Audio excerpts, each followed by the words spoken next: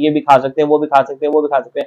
व्रत किस चीज का है तो वो नहीं मिलने वाला कुछ भी। आप फॉर्मेलिटी करोगे, माँ ने फॉर्मेलिटी कर दी तो कुछ भी हाथ नहीं आएगा। दूसरा, शास्त्र के हिसाब से देखा जाए तो नवरात्रि व्रत कैसे करने चाहिए और किसने किए हैं ये नवरात्रि व्रत। जब तक मनोकामना पूर्ण ना हो तब तक आपको किसी के सामने शेयर नहीं करना होता, कुछ भी नहीं मिलने वाला।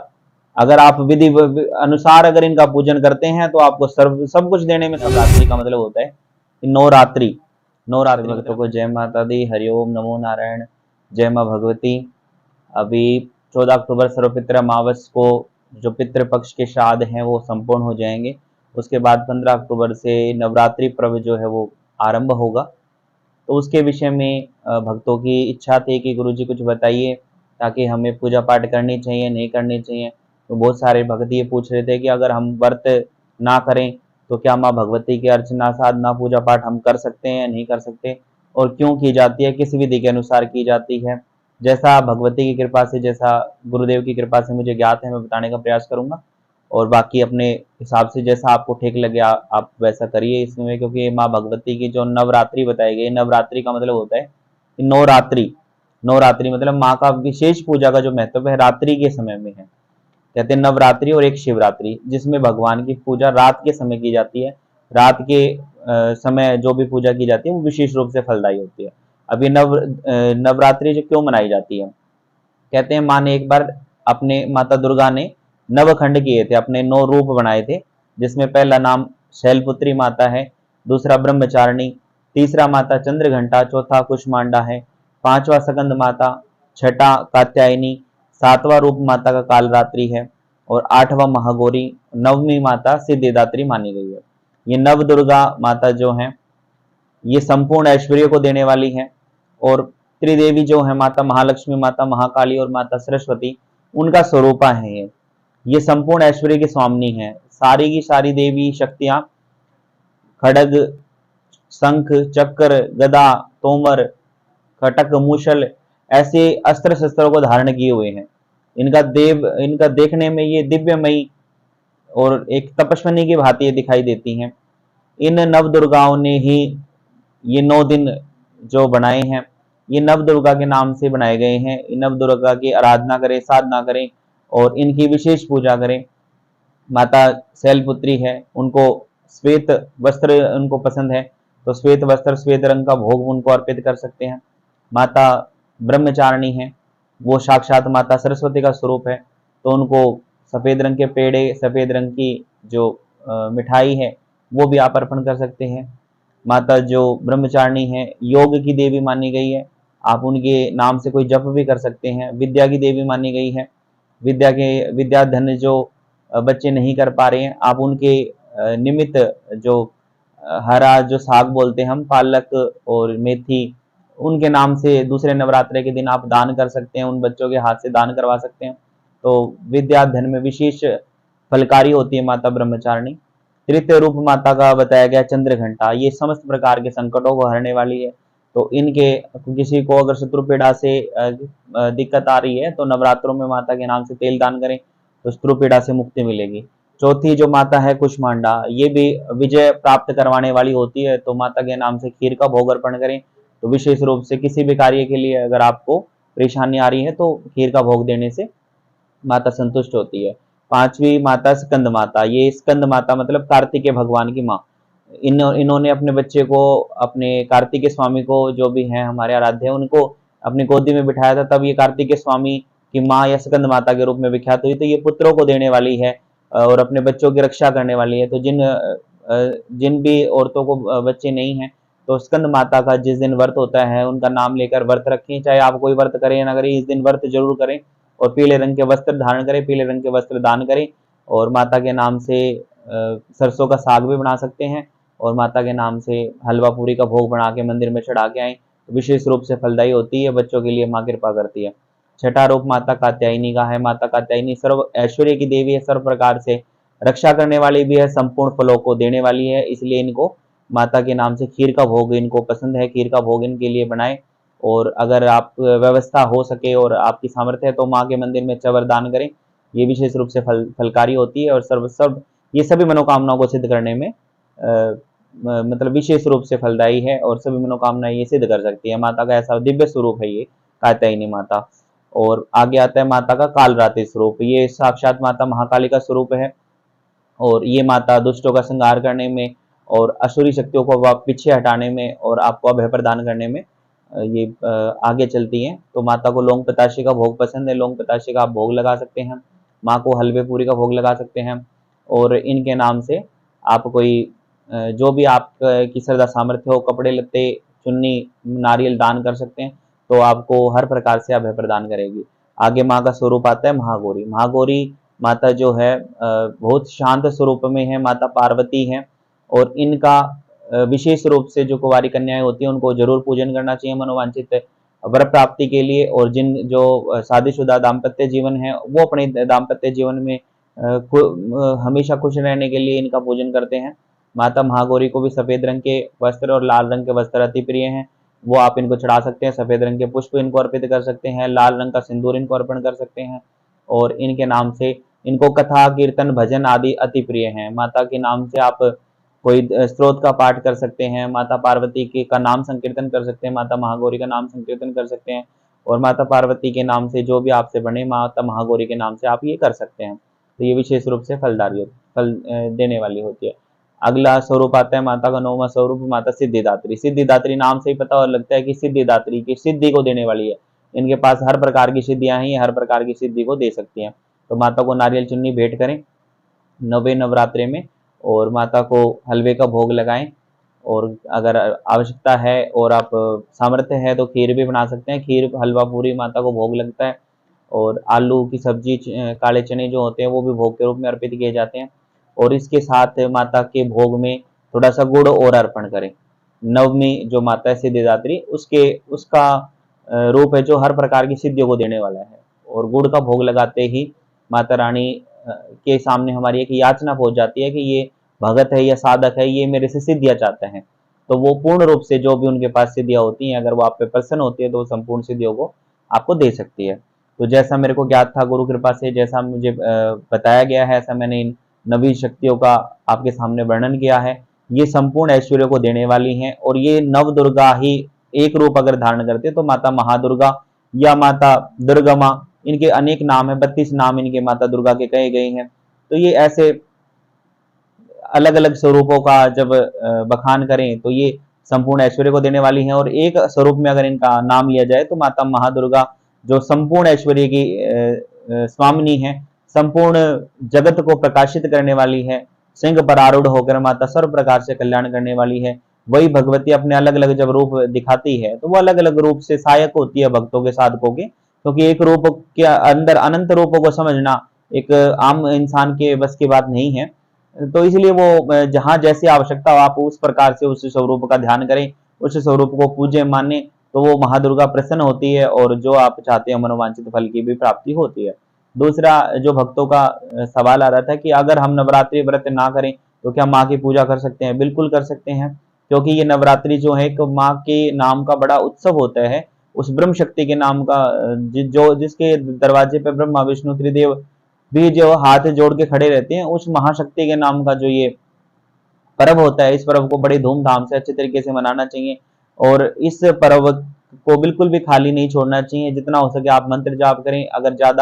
अगर आपको कोई मंत्र का नहीं पता है तो आप जय माता दी का ही उच्चारण करें, नवाण मंत्र से माता की साधना करें या जयंती मंगला काली जो माता का मंत्र है उससे आप साधना करें। जो भी गुरु द्वारा प्रदत्त हो उस मंत्र से साधना करें। कुछ भी अगर आप नहीं कर सकते तो माता रानी का भजन कीर्तन ही करवाएं, माता रानी के नाम की अखंड ज्योति ही जलाएं, माता रानी के नाम के जवारे बोए जाते हैं, वो अपने घर की सुख शांति के लिए होते हैं, वो बो दें या कलश स्थापना करें। घट स्थापना जो होती है वो पहले नवरात्रि पे कर दें। अगर आप व्रत नहीं रख सकते आप जवारे लगा दें, घट स्थापना कर दें, माँ के अखंड जोत जला दें, या अगर अखंड नहीं जला सकते तो सुबह शाम दोनों टाइम तो जरूर जोत जलाएं।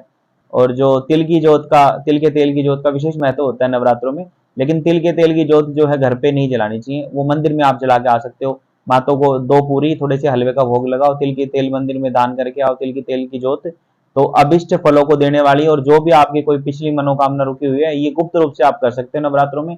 तिल के तेल की एक जोत लगा के आए, 2 पूरी थोड़ा सा हलवा माँ के मंदिर में चढ़ा के आए, आपकी गुप्त मनोकामना को माता पूर्ण करती है। लेकिन जब तक मनोकामना पूर्ण ना हो तब तक आपको किसी के सामने शेयर नहीं करना होता कि भी हमने ऐसी कोई माँ की पूजा अर्चना की करी है। और मंदिर अगर आपके आसपास है तो उनको मूर्तियों को दिव्य रूप में दूध के साथ, दही के साथ आप स्नान करवा सकते हैं और उनकी माता को अंग वस्त्र अर्पित कर सकते हैं, उनका श्रृंगार करा सकते हैं। जैसा आपसे बने आप उनकी सेवा कर सकते हैं। नवरात्रि पर्व विशेष रूप से माता की आराधना का समय बताया गया है, क्योंकि इन 9 दिनों में माता दुर्गा की शक्तियां खुली हुई होती हैं, आम जन के लिए उपलब्ध होती है। कोई भी उनको सिद्ध कर सकता है, कोई भी उनको मना सकता है, कोई भी उनसे अपनी कार्य सिद्धि करवा सकता है। जैसे भाव से आप उनका पूजन करते हैं, वैसे ही वो आपको फल जरूर प्रदान करती है। और हो सकता है, क्योंकि बड़े संत महात्मा बताते हैं कि अगर हमारे साथ कुछ बुरा हो रहा होता है, तो हमें ये नहीं सोचना होता कि हमारे साथ हम इतने अच्छे कर्म कर रहे हैं, इतनी पूजा पाठ अर्चना कर रहे हैं, तब भी हमारे साथ ऐसा हो रहा है। तो वो हमारे जो पूर्व जन्म के या हमारे इसी जन्म के कुछ पहले के जो कर्म है, उसके फलस्वरूप हम उनका भोग कर रहे हैं, या जो हमारे पाप कर्म जब नष्ट हो जाएंगे, तब जो हमने आज पुण्य किए उनको फलने का जब समय आएगा, तो ये पुण्य आपके काम आएंगे और आगे आपको बढ़ोतरी करने में सहायता करेंगे। लेकिन अगर आपके पाप कर्म खत्म हो चुके हैं, तो जो जो आप पुण्य कार्य करोगे वो साथ के साथ आपको मिलते रहेंगे। तो जो भी 9 दिन आ रहे हैं माता रानी के, इनमें विशेष रूप से माता की आराधना करें, विशेष रूप से माता की सेवा करें, माँ का ध्यान करें, पूजा करें, जाप करें। और विशेषकर जो माँ की नवरात्रि जो शब्द आता है, इसमें जो विशेष रूप से ये आया कि नवरात्रि मतलब 9 रात्रि, रात्रि में माँ का पूजन अवश्य करें। रात्रि में माँ का घी से पूजन करें, घी का दिया जलाएं। और रात्रि में चाहे आप 1 घंटे के लिए ही बैठे, माँ की जितनी हो सके आपसे सेवा करें, माँ का नाम जाप करें और माता को फल का भोग लगाए रात्रि के समय में। तो अगर आप ऐसे पूजा करते हैं तो विशेष रूप से फलकारी होती है। दूसरा, शास्त्र के हिसाब से देखा जाए तो नवरात्रि व्रत कैसे करने चाहिए और किसने किए हैं ये नवरात्रि व्रत। कहते हैं एक बार जब भगवान राम का रावण के साथ युद्ध चल रहा था, तो राम ने देखा कि जो माता महाशक्ति है, दुर्गा शक्ति है, वो रावण का साथ दे रही थी, क्योंकि उसको रावण उनको सिद्ध करके चल रहा था और रावण माता रानी को साथ लेके चला हुआ था। और माँ तो माँ ही है, उसको हर बच्चा अपना प्रिय होता है, जो जिस भाव में उसको मानता है उसी भाव में वो साथ चल देती है। तो जब भगवान राम ने देखा कि रावण के साथ माता महाशक्ति चली हुई है, तब उन्होंने हाथ जोड़कर करबद्ध माता से प्रार्थना की कि माँ आप मेरे साथ आइए और धर्म की जय करवाइए, धर्म पर विजय दिलवाइए। तब माता महाशक्ति श्री राम भगवान को बताती है कि अगर आप मेरी पूजा पाठ करो, बिना कर्मों के मैं कोई फल नहीं देना जानती, अगर आप मेरी कोई पूजा पाठ करते, कोई अर्चना करते, कोई सेवा करते, तो मैं जरूर आपका साथ दूंगी। तब भगवान राम ने ये नवरात्रि के व्रत किए थे, जो बताए जाते हैं कि 9 दिन उन्होंने, अभी ये नवरात्रि जो आ रही है, ये इससे ही सिद्ध हो जाता है कि नवरात्रि के बाद ही दशहरा आता है, कि 9 दिन माँ के जब भगवान राम ने व्रत किए, तो 10वें दिन मतलब दशहरे के दिन भगवान राम ने रावण का वध कर दिया।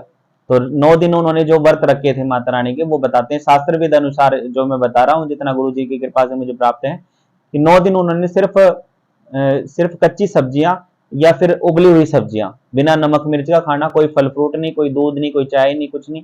सिर्फ उन्होंने मतलब सिर्फ जो सब्जियां, कच्ची सब्जियां, जैसे इसमें टमाटर हो गए, खीरे हो गए, मूली हो गई, जो भी सब्जियां मौसम में अवेलेबल होती है, वो कच्ची सब्जियां या उबाल के खाई थी। बस उसके अलावा कोई भी उन्होंने भोजन नहीं किया, उबली हुई सब्जियों का भोजन किया, फल फ्रूट नहीं खाया कोई भी। और ये ऐसा व्रत करके उन्होंने माँ को प्रसन्न किया, माँ के विशेष रूप से नवरात्रि में आराधना की। और दिन में जो भी युद्ध होता था, युद्ध कार्य देखते थे, रात्रि में पूरी रात बैठकर माता रानी की सेवा करते थे। तब माँ की जैसे ही नवरात्रों की जो सेवा उनकी 9 दिन की पूर्ण हुई, तभी 10वें दिन माँ ने उनको विजय दिलवा दी। तो इतना अच्छा इन नवरात्रों का प्रभाव है। इन नवरात्रों में जैसे भगवान श्री राम ने किए, अगर आप उस तरीके से अगर आप व्रत कर सकते हो, तो उसी तरीके से भगवान राम का जैसे माँ ने साथ दिया कि 9 दिन व्रत करो, 10वें दिन आप पुण्य का फल प्रदान कर देती है माता भगवती, उसी प्रकार से आप फल भी माँ से ले सकते हैं। दूसरा, अगर किसी की श्रद्धा सामर्थ्य नहीं है इस प्रकार से व्रत करने की, तो आप फलारी व्रत भी कर सकते हैं कि माँ का फल, माँ के व्रतों में फल फल खा के रहें, या दूध चाय की भी व्रत कर सकते हैं अपने शरीर के हिसाब से, सामर्थ्य के हिसाब से। मैं ये भी नहीं कहूंगा कि आप इतने कष्ट करें कि माँ को प्रसन्न करने के लिए, लेकिन त्याग और तप में बहुत कुछ है। अगर आप किसी चीज का त्याग करते हैं, किसी के नाम पे तप करते हैं, तो उनके मन में आपके प्रति एक अलग छवि बन जाती है और आपको वो पूर्ण रूप से साथ भी देती है। आप जितना इस शरीर से त्याग कर सकते हैं उतना त्याग करें। अगर आपका शरीर अलाउ नहीं कर रहा है, आज्ञा नहीं दे रहा है किसी भी प्रकार से, तो जबरदस्ती ना करें, जितना आपसे बन पड़े उतना करें, क्योंकि माँ श्रद्धा की भूखी है, प्यार प्रेम की भूखी है। अगर आप माँ का एक समय भोजन करके भी अगर आप व्रत करते हैं, तब भी वो खुश हो जाएगी। लेकिन श्रद्धा और भाव, माँ के प्रति आस्था, ये जरूरी होता है। अगर ये नहीं है तो आप चाहे 9 के 9 व्रत, बहुत सारे भक्त करते हैं कि जौ का दाना जो होता है उसको पहले मतलब जवारे लगा देते हैं, उसके बाद कहते हैं कि एक बूंद पानी में एक लौंग के जोड़े में हम व्रत करेंगे, नंगे पैर व्रत करेंगे, और बहुत सारे भक्त बड़े अच्छे व्रत करते हैं, बहुत कष्टदायक व्रत करते हैं, और उसी प्रकार से उनको सिद्धियां भी प्राप्त होती हैं, उसी प्रकार से भगवती साथ भी देती है। तो अगर आप जैसे मैंने बताया है भगवान राम के निर्देश अनुसार अगर ऐसे व्रत नहीं कर सकते तो फलाहारी व्रत करें। फलाहारी नहीं कर सकते तो जो मैंने बताया है आप सब्जी के व्रत भी कर सकते हैं, या फिर क्योंकि देखो शास्त्र विधा अनुसार अगर देखा जाए तो नवरात्रों में नमक और मिर्च का तो बिल्कुल परहेज माना गया है। आप मीठे व्रत कर सकते हो, पेठे की मिठाई है जिसमें फल फ्रूट है वो खा सकते हो, दूध चाय पी सकते हो, लेकिन नमक मिर्च का जो है बिल्कुल परहेज बताया गया नवरात्रि व्रत में। तो बहुत सारे भक्त हैं कहते हैं कि जिससे अंधा नमक खा सकते हैं, काली नमक जो काली मिर्च है वो खा सकते हैं।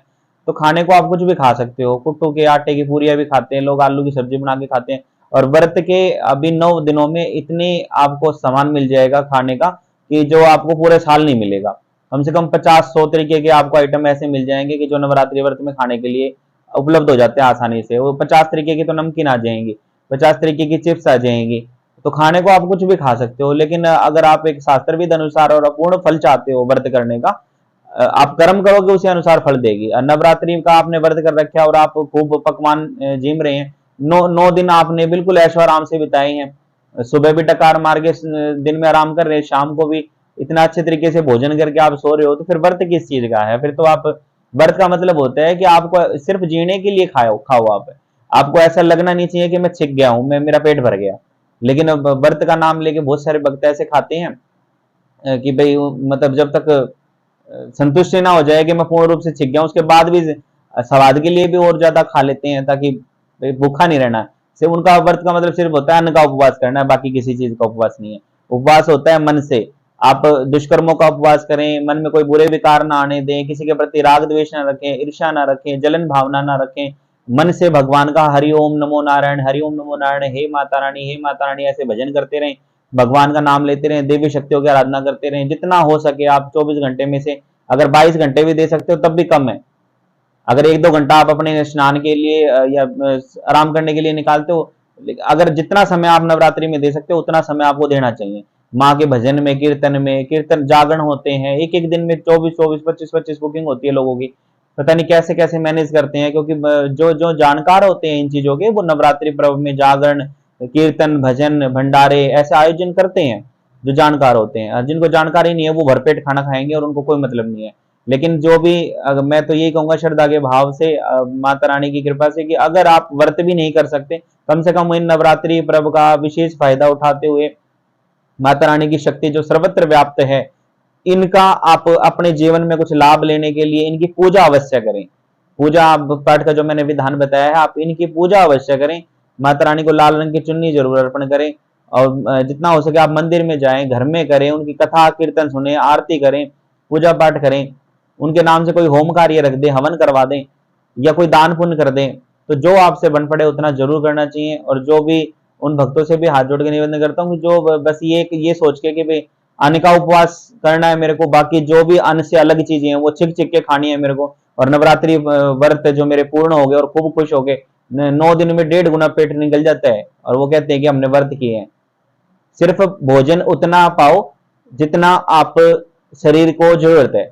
आपको खाने के बाद भी ऐसा एहसास होना चाहिए कि भाई मैंने कुछ नहीं खा रखा, सिर्फ इतना खाओ, तब तो आपके नवरात्रि व्रत सफल होते हैं। अगर आप खूब चिक्के खाते हो और भाई अन्न का उपवास छोड़ के सारी चीजें खाते हो, तो नवरात्रि व्रत कोई मायने नहीं रखते आपके लिए। आपने सिर्फ अलग चीजें खाने के लिए, 9 दिन डिफरेंट रहने के लिए आपने व्रत किए हैं।